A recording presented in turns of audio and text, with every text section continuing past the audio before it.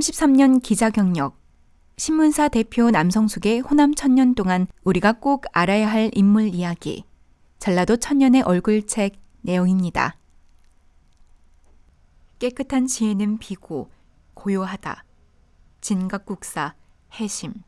한국 현대불교의 든든한 버팀목이 되어준 곳은 순천 송광사다.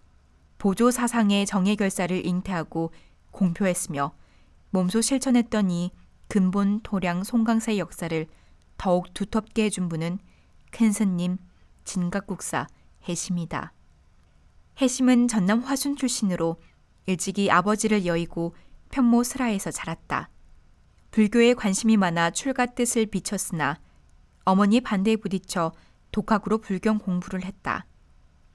이때 불교의 힘으로 무당과 신사를 물리치기도 했고 혹은 사람을 구제해 효여를 얻기도 했다고 한다. 열심히 공부한 보람이 있어 1201년 22세가 되던 해 사마시에 합격, 출세의 길에 들어선다. 당시는 최 씨가 정권을 잡은 때라 소위 신흥 사대부가 등장하던 시기다. 해심은 곧 태학에 들어갔다. 그러나 오래지 않아 어머니의 병보를 듣는다. 귀양하여 병을 간호하던 중 불력으로 치료를 하게 된다. 그러나 어머니는 이듬해 세상을 떠난다. 이때 해심은 불문에 귀의하기로 작정하고 출가를 하게 된다. 마침 조계산에서는 보조국사가 수원사를 열어 도화가 한창이었다. 해심은 곧 보조국사를 찾아갔다. 보조국사는 그를 받아들였다. 해심의 피나는 고행이 계속됐다. 주로 오산과 지리산 금대암 등을 돌며 꾸준히 정진했다. 26세 때 해심은 수년간의 고행을 거친 후 억보산 백운사에 머물고 있던 보조국사를 다시 찾았다. 몇 년 만에 만난 스승과 제자는 선문답을 나누고 마음이 통함을 알았다. 네, 이미 너를 얻었으니 죽어도 한이 없다. 너는 마땅히 불법 펴는 것을 자신의 임무로 생각하고 본래의 소원을 바꾸지 말아라. 스승의 선맥 계승을 의미하는 말이다. 1208년 보조국사는 해심에게 그의 자리를 잇도록 명하였으나 해심은 굳이 사양하고 지리산에 숨어 종족을 감춰버렸다. 2년 후 보조국사가 입적하자 제자들이 임금에게 보고하여 칙명으로 그 뒤를 잇게 하니 할 수 없이 사원으로 들어가 개당하였다. 그의 나이 33세 때다. 임금은 관원을 시켜 사원을 중축토록 하고 가사, 차, 향 등을 내렸다.